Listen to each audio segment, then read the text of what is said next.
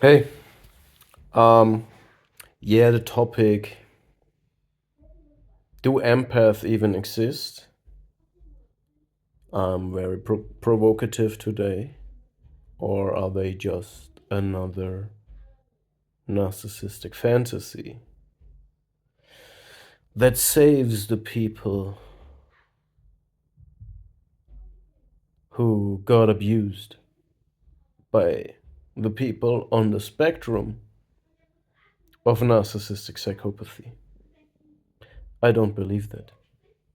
I don't believe that the concept of the empath is a fantasy. Yet we need to understand something first. Um, Borderline, narcissist, psychopath. These are pathological um, diagnoses based on criteria. Okay, so there is a diagnosis criteria, and based on um, a diagnosis method, a skilled therapist can clearly um, tell one apart from the other. They might even use brain scans to it, and in the future, artificial, artificial intelligence will be very helpful in the diagnosis, because when you film a person in a social situation or in a dialogue with a therapist, and you use eye tracking and body language and speech pattern and so on analysis, and you use an artificial intelligence that is fed diagnosed with a group of diagnosed people and normal people and so on. Clearly it will get very good at finding the patterns and helping to will support the therapist in the diagnosis. So these are pathologic diagnoses, okay? Narcissist, psychopath, etc. Okay, they are called antisocial personality disorder. Doesn't matter. Why do they even exist? The DSM-5 or cluster B personality disorders? Because they are dangerous for the person itself, they are self-destructive, and they are destructive for other people, okay?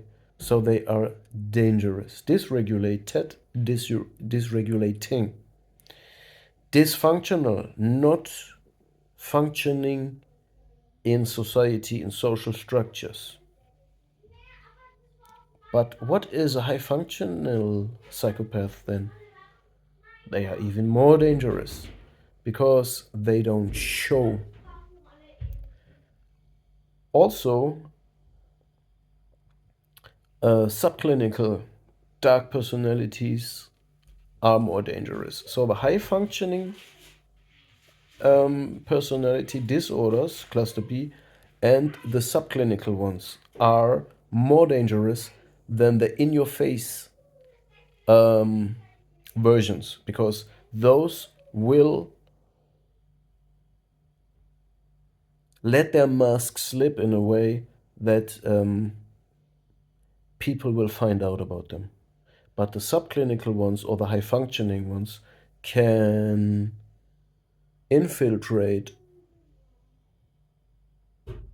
the society without any limit, so to speak. And as I said in my recent videos, at some point we might have to redefine what is normal and what is not normal. And we maybe we tend to go to a society where narcissism and psychopathy is it must be seen as a positive adaptation. As strange and weird as this sounds. And I hope we don't go there, but maybe we do. An empath is not dangerous for himself, maybe, um, but it's not dysfunctional. They function in society. They can thrive in social environments without being toxic. Um, so they are also not dangerous for themselves. Okay, the only thing that they do maybe is so the only thing that you can criticize on an empath is you can do victim blaming and say, "Oh, you failed to create strong enough boundaries. You let abuse happen to you." Things like that. And I don't like them. I don't think there is any valid form of victim blaming. Um, but my opinion is also connected to the statement I do reject all forms of victim blaming. If um, the individual that is being victim blamed, as soon as it realizes the victimization, rejects the role and tries everything to get out of the situation and learn from it.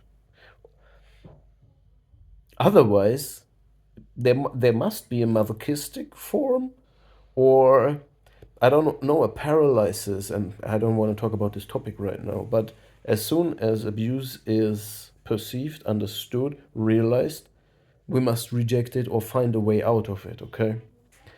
Um, it's the same as with slavery. There are a lot of slaves, or there were a lot of slaves. Of course, they knew they were slaves. It was official. They were, they were slaves. I'm talking of real slaves.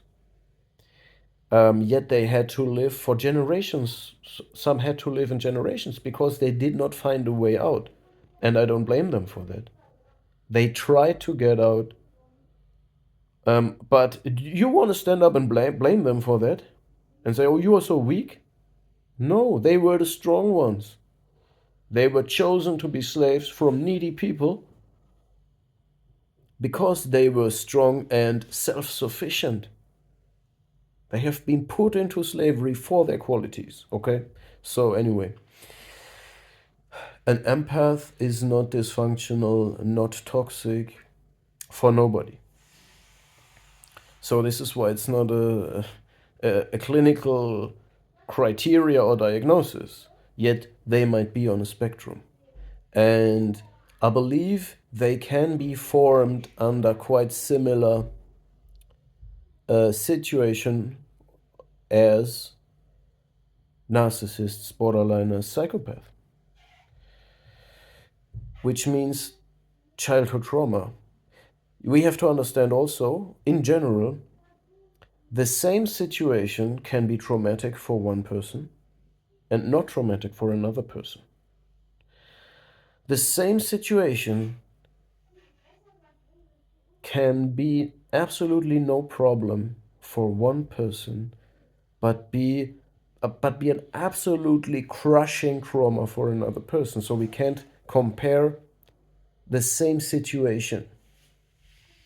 We can compare only the quality of the emotion and the effect of it. So, as something that was felt as an extreme emotional challenge, and it had a certain effect. Um, According to some Vaknin, I believe all the cluster B personality disorders have the same basic scheme. It's just a different expression and coping strategy to it, and it all has to do with denial. So reality was too cruel, and this is why a defensive mechanism has been activated to deal with it. And I believe empath also had a form of trauma in early childhood or childhood that made them use a certain strategy and shaped their mental landscape. And when we look at when we compare it to the narcissists, I believe all of them, the cluster Bs, you need to see the full spectrum of a human being with all abilities activated. You know, we have different brain layers, and different functions, possibilities, potential. And a healthy person has all of this in an equilibrium, in a fine-tuned equilibrium. And when you look at a narcissist, there are functions switched off, taken out. So a narcissist is a reduced version of a human being, but then it creates extremes in some regions, and also completely new strategies that are not in another human being, like manipulation, lying, confabulating. So narcissists not really lie. They believe what they say. And it's trained from early childhood through idealization and conditional love. It's conditioned by the parents, so to speak. And they get more and more elaborate and skilled at this, and this is why they end up master manipulators. And they don't have a moral compass and giving the parent the picture that the parent wants. So they live only in the gaze of the observer, not as a independent individual. But we are not speaking about them right now, but we need them to understand the empath. The empath has adopted another strategy. And I don't know whether for an empath there are also parts deactivated. We can talk about this later. Maybe there is also something deactivated. I don't know. But I believe they have empathy, that what is deactivated in some of the cluster Bs. And they even have a very high emotional intelligence. This is what they use. They don't use manipulation, and they have an authentic personality core. So they have a primary personality, but this primary personality is a little bit weird. This is why they have a little bit problems to socialize in some way. And sometimes they might think, oh, am I a borderline? Because I don't... There seems some social dissonance sometimes. But it's not the same as... Did I say borderline? I mean autist. Because autists sometimes have the problem to get a social context right. They just don't get it. And sometimes for empath, it might feel the same, but I don't think it's the same. I think they are just a little bit more intuitive than others and less rational. More intuitive, less rational. This is maybe this disbalance why they are a little bit weird, and they might not buy every fantastic delusion or fantastic construct of the world that we are taught to believe. Okay. So they learn to feel everybody's energy whether they want it or not. They feel the energy, the mood of every person whether they want it or not.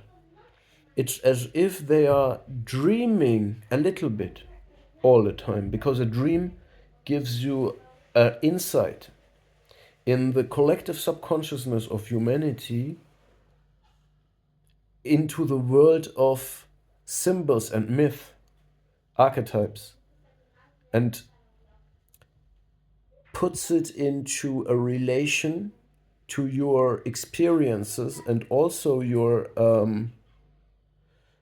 repressed experiences, whether that makes sense. And as an empath, you walk through life and you get these pictures on the go. On the go. And this is weird. And you might find humorous ways to speak this to and you give people insights that baffle them with just a small note, with just a small joke that you make, and they are deeply hit. You know that they know that you have looked very deep in their soul in this moment, and they don't know how is it possible. And this is part of the social dissonance that there is. But another part is that as good as you can look into others sometimes through these pictures, these mythological archetypal pictures, dream pictures that you immediately get,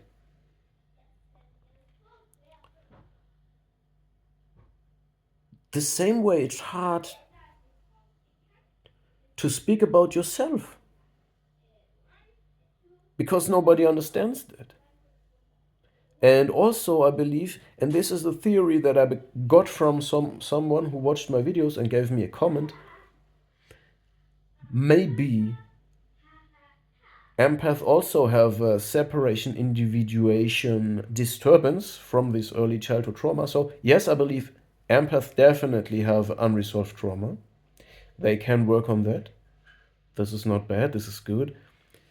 In order to become more empowered, learning their powers to use them and eliminate some of the disadvantages of being an empath. And it could be that they never completely separated from their mother, and this is could be an it is just a theory, I don't know, that they are born with an integrated anima, possibly. They don't have to do this. They already have it. And this could also be an explanation why they are so empathetic, why they have this kind of superpower that is also sometimes a curse. You don't want to feel everybody's energy all the time. So, yeah, I just wanted to speak my recent thoughts about this topic, especially because my audience in YouTube seems to be very interested in this topic too. I believe we're just at the beginning of shedding light onto this myth or reality. I believe the term empath is used by many people in many sub uh, sub subcategories of spirituality, sometimes also more or less fantasy, whatever. But there is no clear picture of what it is and what we mean with it.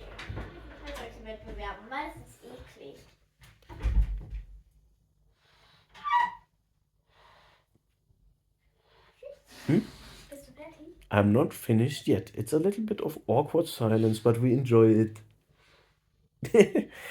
um, and now I lost the context a little bit, but I wanted to say that I find the idea of the Hyoka empath interesting and appealing, which is the idea of a shaman, a person that heals, which is from a Native American tribe. And they have this ability that I explained to see into people, and they use humor to confront people with this. And this can be very healing if people can appreciate it. But it can also be deeply, gravely wounding for people or threatening them if they have a fragile ego. So we have to be very careful, and we have to learn to keep it for ourselves. Both, we have to learn to try to not feel everybody's energy, and if we do, we have to learn to keep it for ourselves and not confront everybody with it. Not everybody can appreciate that, okay? So far for now.